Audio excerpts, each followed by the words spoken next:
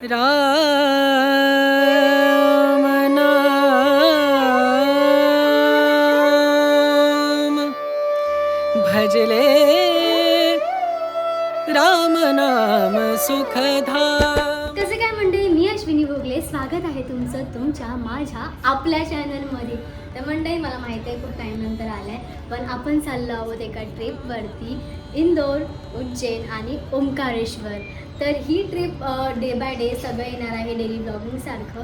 तर आपण कसे चाललो आहोत, आपली ट्रेन, आपलं स्टे कसं असणार आहे, किती खर्च होतं आहे, बजेट काय आहे ट्रिपचं, या सगळ्या गोष्टी मी तुम्हाला टप्प्याटप्प्याने सांगणार आहे आपल्या या सिरीजमध्ये. तर जुडे रहे व्लॉग में.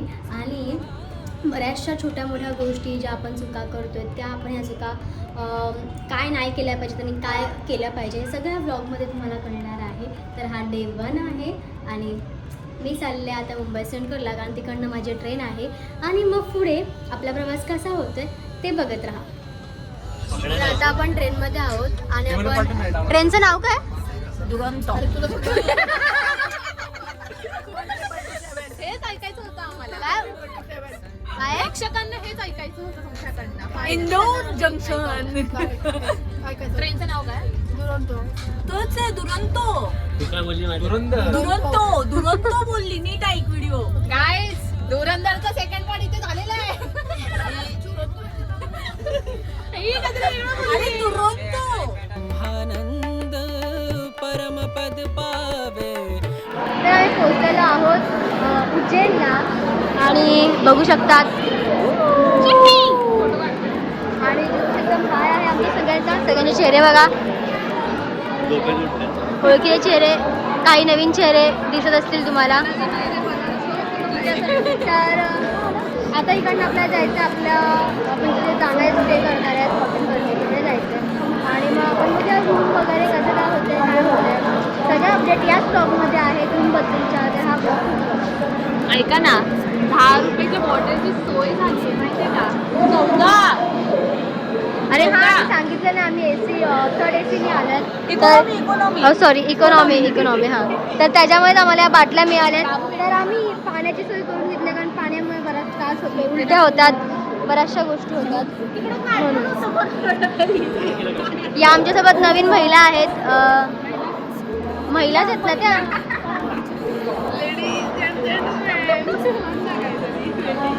ये लेडीज जेंट्स. मुलगा. तुम्ही ठरवा. ठीक आहे. तर आता बघा, श्वेताचा भाऊ अभिनव हा पण आपल्यासोबत आहे. ही श्वेताच्या आत्याची मुलगी, आत्याचा मुलगा. कट काकाचा मुलगा. श्वेताच्या मावशीची मुलगी, श्वेताच्या काकाच्या मुली. हां, तर श्वेताची फॅमिली आणि आम्ही. हा श्वेताचा नाही आहे, श्वेता आमची मैत्रीण. तिकडे जोडपं. चला बाय. आम्ही जातो आता. पुढे चाललो आपण.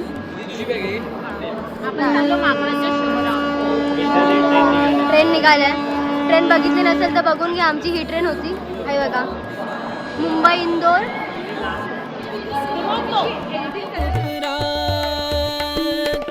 ब्रह्मानंद तर मित्रांनो, आता आपण गेस्ट हाऊस बुक केलं होतं तिकडे पोहोचलो. ही आपली काहीशी रूम आहे, सगळे आराम करतात आहेत. अशा आपण 3 रूम बुक केल्या आहे, जेणेकरून आपला पूर्ण 14 लोकांचा ग्रुप आहे तो मावला पाहिजे.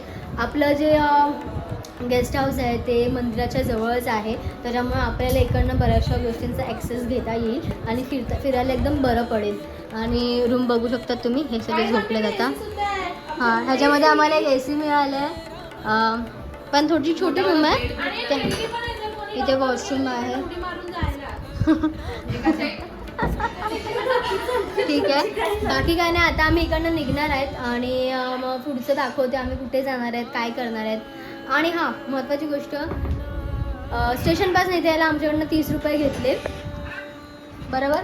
फक्त 10 मिनिटाचा रस्ता होता ऍक्च्युली, पण 30 रुपये नव्हते घ्यायला पाहिजे होते, 20 मध्ये करायला पाहिजे होते. आणि नंतर आम्हाला इकडे आल्यावरती ह्या दादांनी सांगितलं की 20 रुपयामध्ये 100 रुपयामध्ये पूर्ण एक रिक्षा बुक होते आणि पूर्ण एका रिक्षामध्ये 6 जण मावतात. काही करा, नवीन चेहरे दिसले की ते लुटणारच. हे महाराष्ट्रात सुद्धा आणि बाहेर कुठेही. इथे बघा.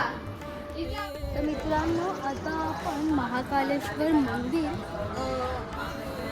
अन्नक्षेत्र इथे होतो आणि इथे टाईम्स आहेत. त्या टाईमनुसार जेवण हे अन्नदान असतं, म्हणजे कोणी येऊन ते त्याचं खाऊ शकतात. म्हणजे तर हे ती जागा आहे. आम्ही ज्या लोकेशनवरती आहोत सध्या ते कालभैरव मंदिराच्या अपोजिट साईडला आहे आणि इथे आमचं स्टे आहे आणि हे ते लोकेशन आहे.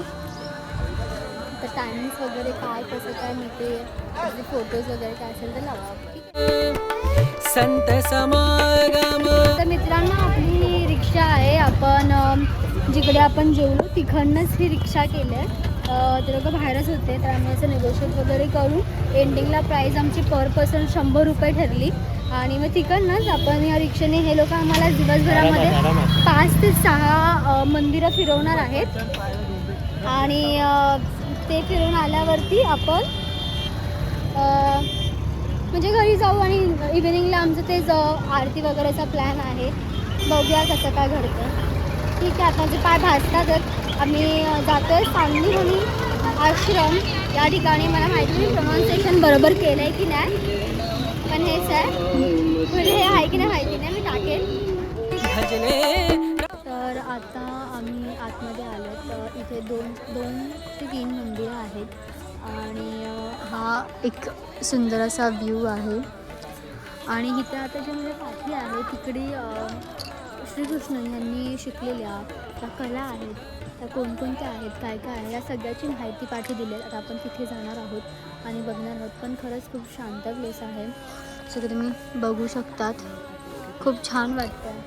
राम नाम सुखधाम भजले. आता आपलं लाईक संपूर्ण दर्शन वगैरे झालेलं आहे आणि आपण बाहेर चाललो आहेत रिक्षाकडे. आपण बऱ्याचशा गोष्टी पाहिल्या ज्या श्रीकृष्ण च्या लाईफविषयी, यांच्या लाईफविषयी होत्या. त्यांचं विद्यास्थळ, त्यांनी कोणत्या कला शिकल्यात, त्यांना काय काय येतं काय नाही, या सगळ्या गोष्टी त्यांनी एका आर्टद्वारे आपल्याला दाखवण्याचा प्रयत्न इथे केला होता. आणि यांचे पाय भाजतात कारण आम्ही चप्पल रिक्षामध्ये काढल्या. या सगळ्या गोष्टी पाहिलं खूप सुंदर होतं. ज्यांना असं आर्टवाल्या गोष्टी आवडतात त्यांना हे सगळं बघायला खूप जास्त आवडेल, कारण तशा प्रकारे त्यांनी मांडायचा प्रयत्न केला. मग एवढंच. आता आम्ही नेक्स्ट स्पॉटला चाललो.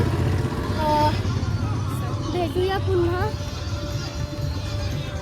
तर आता आपण मंगळ ग्रहाचं जे मंदिर आहे, मंगलनाथ मंदिर असं नाव आहे, इकडनं दिसतं आहे.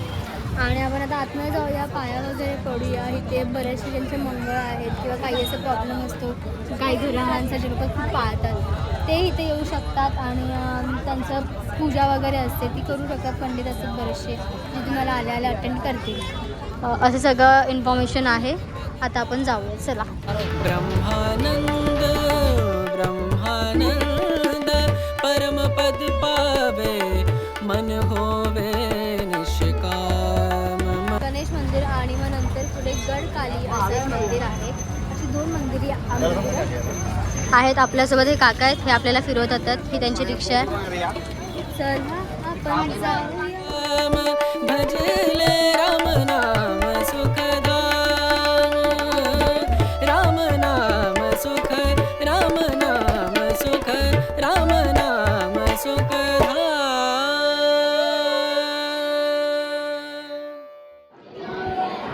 आता आम्ही बाहेर आलो. आम्ही एक गोष्ट नोटीस केली की हे मंदिर आहे आणि तुम्हाला दिसत असेल की मंदिराच्या खालच्या बाजूला ना इथपर्यंत खूप गोष्टी काही काही लिहिलेल्या आहेत. तर तिथे लिहिलं आहे की मंदिराच्या पाठीपुढे लिहू नका वगैरे अशा सगळ्या गोष्टी. पण एक गोष्ट नोटीस केली की जी कोणती गोष्टी लिहिल्या ना त्या सगळ्या गोष्टी पॉझिटिव्ह आहेत, की सर्वांचं भलं कर किंवा कोणी थँकफुल आहे की त्यांना जे मिळाले आयुष्यामध्ये ह्या सगळ्या गोष्टी. तर म्हणजे एक आता ह्याला चांगलं बोलावं की वाईट मला नाही माहिती, पण वाचून थोडंसं पॉझिटिव्ह वाटलं. लोकांच्या श्रद्धा आणि लोकांचं प्रेम बघून खूप मस्त वाटलं.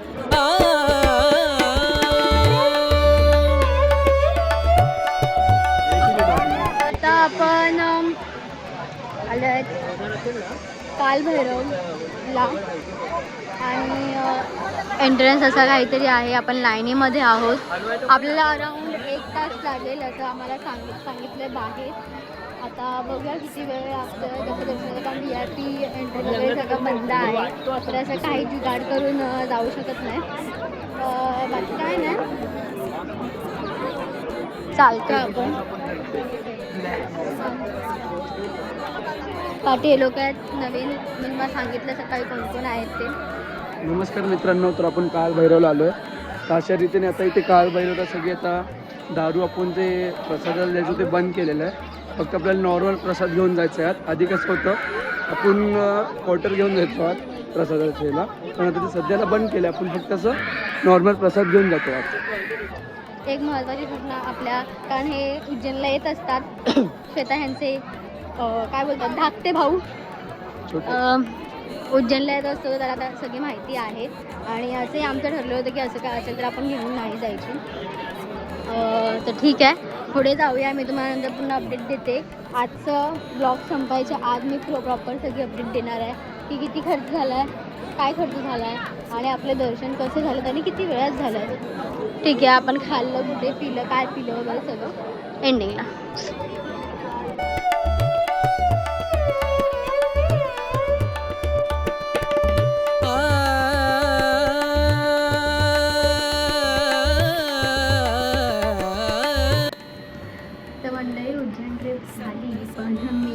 जे एंड असतं ते करायची विसरली आणि ऑलमोस्ट 3 डेज ते केलंच नाही.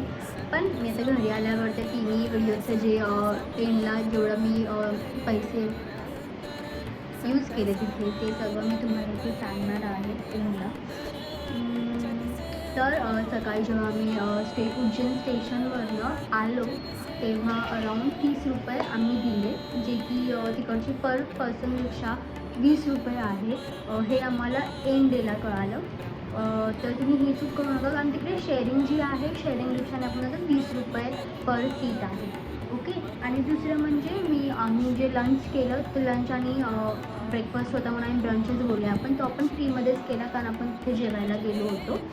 आणि त्यानंतर जे आपण पूर्ण दिवसभर फिरलो, जे 5 मंदिरं आपण गेलेलो त्या 5 मंदिरांमध्ये पर पर्सन आम्हाला 100 रुपीज द्यावे लागले, जे की आम्ही 7 लोक होतो, तर आम्हाला 700 रुपीज पडले. आणि पर पर्सन माझ्या गाडीला 100 रुपये आलेले, तर माझे 100 रुपये. ओके. पण नंतर अजून एक गोष्ट मला कळाली तिथे की आपण फुल डेसाठी जर रिक्षा बुक करतो आहे तर 500 रुपीजमध्ये फुल डेसाठी रिक्षा बुक होते. आणि आपण सांगू शकतो की आपल्याला कोणते लोकेशन घ्यायचे किंवा ते लोकही आपल्याला सजेशन देऊ शकतात. ठीक आहे. तर ही एक गोष्ट तुम्ही लक्षात ठेवा. आणि अजून एक आम्ही दिवसभरामध्ये जे सोडा, लिंबू सोडा, छास कोणते आले छास, या सगळ्या गोष्टी आम्ही घातल्या. त्याचा अराऊंड 100 रुपीज झाला, कारण पाण्याच्या बाटल्या या आम्ही रूमवरतीच विसरलो, ज्या आम्हाला दिल्या होत्या त्या आम्ही रूमवरती विसरलेलो. तर सोडा, लिंबू पाणी या सगळ्या गोष्टींसाठी आम्ही अराऊंड 100 रुपीजचा खर्च केला. त्यामध्ये पाणी, लिंबू, सोडा, छास या सगळ्या गोष्टी इंक्लूड, कारण तिकडे गरमी खूप जास्त होती. ज्या मुंबईमध्ये खूप जास्त गरमी, त्याच टाईममध्ये आम्ही तिथे होतो आणि तेव्हा खूप गरमी होती. ठीक आहे. तर एवढं भेटूया पुन्हा एका नवीन ब्लॉगमध्ये, म्हणजे उज्जैनच्याच ब्लॉगमध्ये. कारण उद्या आपण जातो आहे ओंकारेश्वर.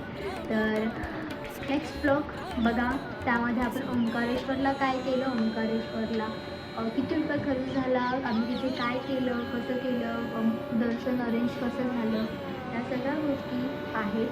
तर blog live what you love. नाम सुखदायक